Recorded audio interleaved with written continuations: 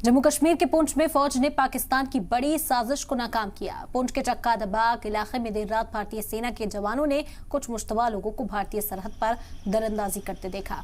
फौज ने पहले तो उन्हें आवाज देकर रोकने की कोशिश की, लेकिन इसके जवाब में उन्होंने फौज पर फायरिंग शुरू कर दी, जिसके बाद फौज को भी जवाबी फायरिंग करनी पड़ी। रात भर चली इस गोलीबारी में फौज का एक जवान जख्मी हुआ है। जख्मी जवान का अस्पताल में इस वक्त इलाज जारी है और वो खतरे से बाहर है।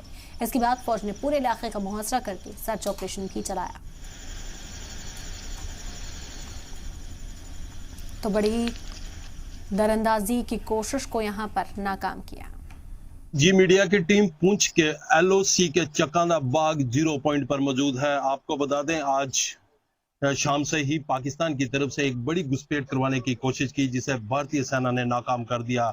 आपको बता दें कि इस गोलाबारी में जहां एक भारतीय जवान भी जख्मी हुआ है, बीती शाम से लगातार पाकिस्तान की तरफ से इस इलाके में धुंध होने के कारण यहां से घुसपैठ करवाने की कोशिश की। जब LOC के पास भारतीय सेना ने कुछ 3 लोगों को वहां पे देखा, तो जब उनको रुकने के लिए कहा तो उन्होंने गोलीबारी शुरू कर दी, जिसका जवाब भारतीय सेना ने भी दिया और लगातार उस समय से अभी तक गोलाबारी जारी है। और आपको बता दें, इस समय हर जगह पे SOG, CRPF और सेना की तरफ से बड़े पैमाने पे जो नाके लगा के सर्च ऑपरेशन शुरू कर दिए गए हैं। जगह जगह पर जो SOG, पुलिस और CRPF के साथ सेना के जवान मौजूद हैं, ताकि जो लोग घुसपैठ करने की कोशिश कर रहे थे या घुसपैठ करके इस तरफ आ गए हैं, वो यहाँ से बचकर ना निकल सके। जी मीडिया की टीम बिल्कुल इस टाइम ग्राउंड 0 पर मौजूद है और लगातार जो इस पूरे इलाके में बड़े पैमाने पे सर्च ऑपरेशन शुरू हुआ है। और जहां जानकारी मिली है कि इस